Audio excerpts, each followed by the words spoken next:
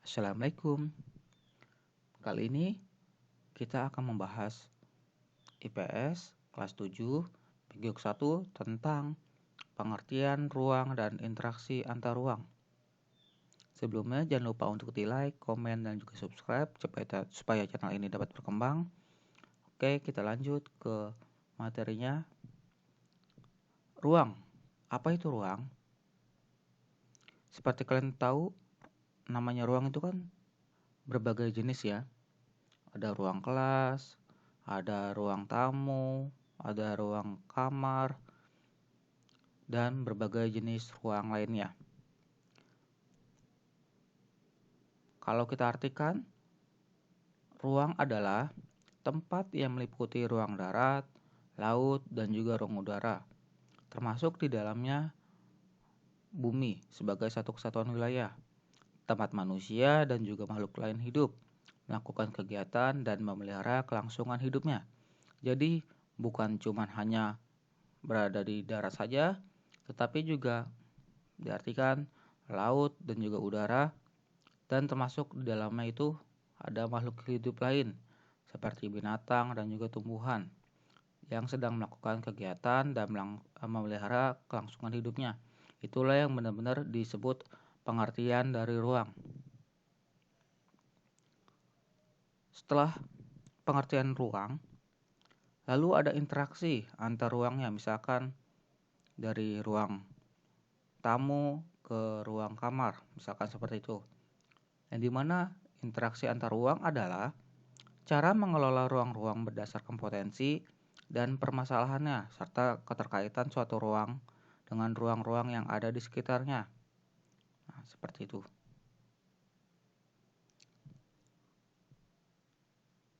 Keterkaitan antar lokasi atau ruang dapat dilihat secara fisik maupun non-fisik. Perbedaan karakteristik ruang tersebut menyebabkan adanya interaksi antar satu ruang dengan yang lainnya. Karena setiap ruang membutuhkan ruang lain untuk memenuhi kebutuhan hidupnya. Interaksi antar ruang dapat berupa pergerakan orang, barang, dan juga informasi dari daerah asal menuju daerah tujuan. Misalkan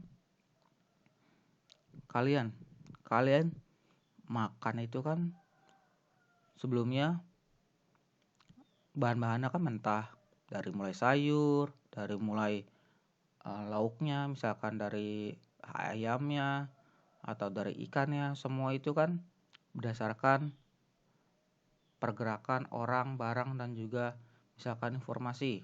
Itu nanti orang tua kamu belinya dari pasar, dari tukang sayur. Jadi semuanya itu membutuhkan pergerakan orang dan juga barang dari daerah asal, misalkan barang tersebut dari Jawa lalu ke sini, kayak gitu. Jadi itulah disebut dengan pergerakan orang dan juga barang. Lalu ada beberapa kondisi saling bergantung yang diperlukan untuk terjadinya interaksi ke ruangan.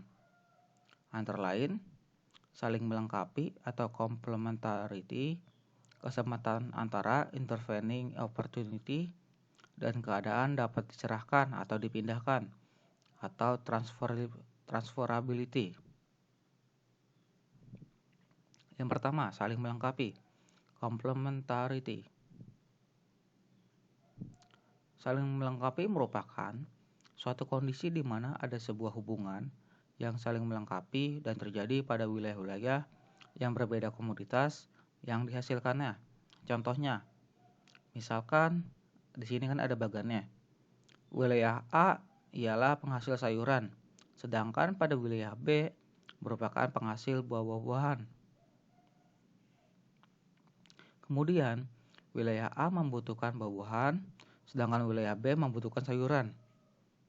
Jika pada masing-masing wilayah itu memiliki kelebihan atau surplus, maka wilayah A dapat melakukan interaksi dengan wilayah B dengan melalui aktivitas perdagangan atau disebut juga dengan jual beli. Misalkan tadi yang saya seperti contohkan, misalkan di daerah Jawa banyak kelebihan akan sayur-sayuran, lalu dikirimlah ke daerah misalkan di Lampung, dimana misalkan kalau di Lampung banyak buah-buahan yang surplus atau kelebihan. Kemudian dari Jawa ke Lampung itu saling terjadinya interaksi, yang dimana interaksinya itu disebutnya jual beli. 2. Kesempatan antara atau intervening opportunity.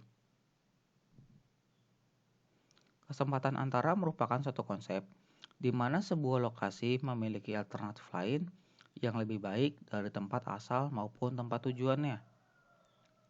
Apabila seseorang akan membeli suatu produk, maka ia akan dapat memperhatikan faktor jarak serta biaya dalam memperoleh produk tersebut.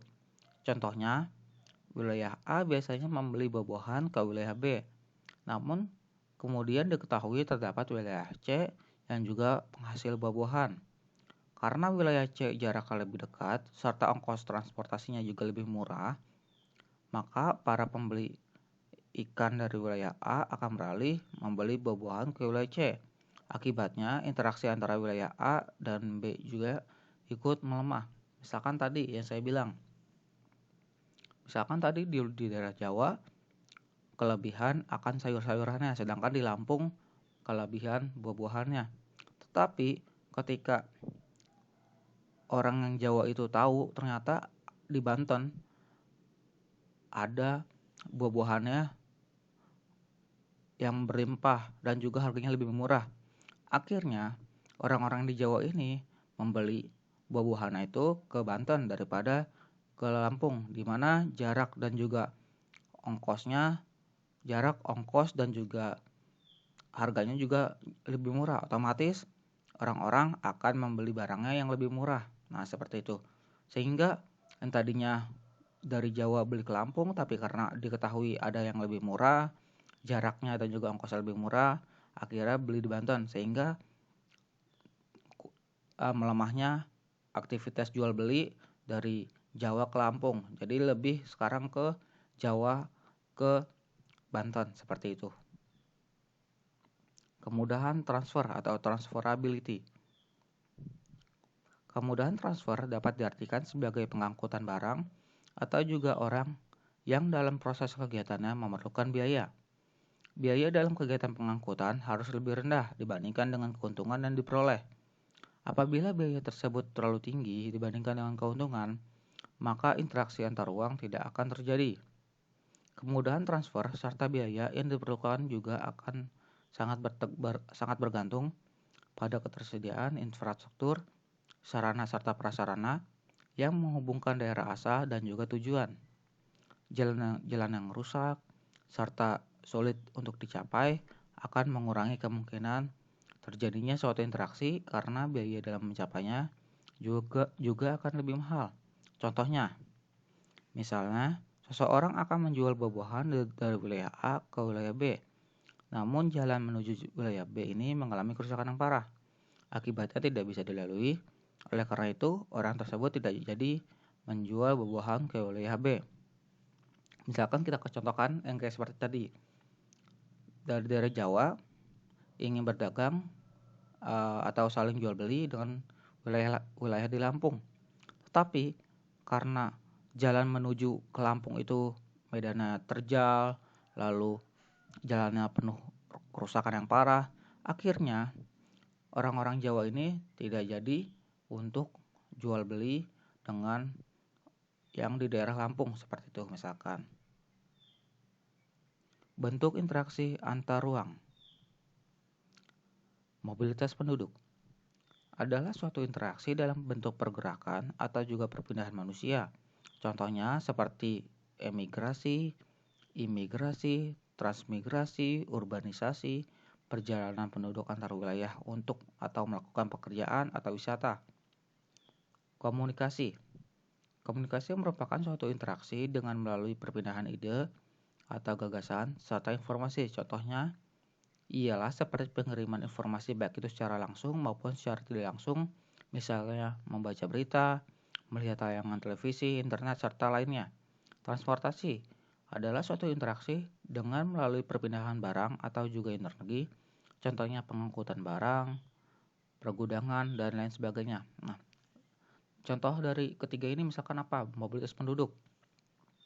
Misalkan adanya namanya transmigrasi. Transmigrasi adalah perpindahan penduduk dari daerah yang padat penduduknya ke daerah yang jarang penduduknya. Misalkan ini dulu terjadi pada saat era Presiden Soeharto, yang dimana pada saat itu penduduk Jawa itu sangat penuh, sedangkan misalkan di daerah Kalimantan itu masih kosong atau jarang penduduknya. Akhirnya dipindahkanlah penduduk dari Jawa ini yang padat penduduknya dan juga misalkan dia tidak mempunyai pekerjaan, dipindahkan ke daerah yang jarang penduduknya untuk menggarap pertanian di Kalimantan seperti itu.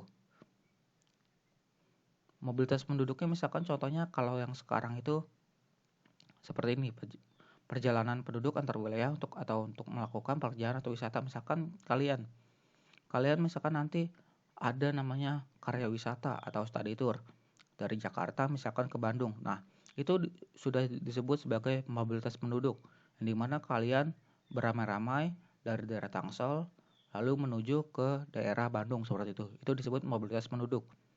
Kalau komunikasi contohnya apa? Kayak misalkan lewat WA, saling menyebarkan informasi, misalkan informasi tentang jadwal kelas, misalkan hari Senin jadwal apa, saya memberitahukan kalian jadwal hari Senin, lalu hari Selasa, Rabu, dan sebagainya, memakai seragam apa dan apa. Nah, itu disebut dengan komunikasi.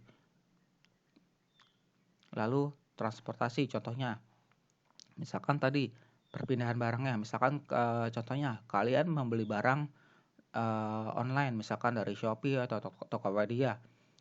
Misalkan sellernya atau penjualnya berasal dari daerah Semarang, misalkan seperti itu. Kalian beli sepatu atau misalkan beli baju atau misalkan kalian beli batik.